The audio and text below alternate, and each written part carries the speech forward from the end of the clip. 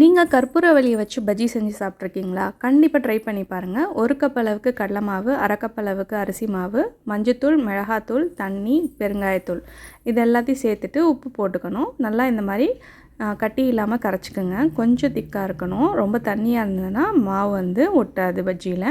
இப்போ கற்பூரவள்ளியை நல்லா பெரிய இலையாக பார்த்து செலக்ட் பண்ணி நீங்கள் தண்ணியில் நல்லா அலசிடுங்க. அலசிட்டு இந்த மாவில் 2 சைடு திருப்பி எடுத்தோன்னா சூப்பராக நமக்கு மாவு கோட்டாயிடும். இதை நல்லா சூடான எண்ணெயில் பொரித்து எடுத்தோம்னா பூரி மாதிரியே பொங்கி வந்த பஜ்ஜி நமக்கு ரெடி ஆகிடும். இதை அப்படியே சாப்பிட்லாம். ரொம்ப டேஸ்ட்டாக இருக்கும். நீங்கள் எதிர்பார்க்கவே மாட்டீங்க இவ்வளோ டேஸ்ட்டாக இருக்கும்னு. உங்களுக்கு சைட் டிஷ் வேணும்னா நீங்கள் டொமேட்டோ சாஸ் கூட வச்சு சாப்பிட்லாம். ரொம்ப நல்லாயிருக்கும். இந்த மழை பெய்கிற டைமில் இந்த மாதிரி பஜ்ஜி போட்டு டக்குன்னு செஞ்சு சாப்பிட்றலாம். அது மட்டும் இல்லாமல் சளி இருமலுக்கு ரொம்ப நல்லது கற்பூரவள்ளி இலை. குழந்தைங்களுக்கும் ஈஸியாக நம்ம கற்பூரவள்ளி இலையை கொடுத்துடலாம். கண்டிப்பாக இந்த ரெசிபியை ட்ரை பண்ணி பார்த்துட்டு உங்கள் ஃபீட்பேக் கமெண்ட் எனக்கு சொல்லுங்கள். இந்த வீடியோ பிடிச்சுன்னா லைக் பண்ணுங்கள். மறக்காமல் சரண்யா கிச்சனை சப்ஸ்கிரைப் பண்ணுங்கள். தேங்க்ஸ் ஃபார் வாட்சிங்.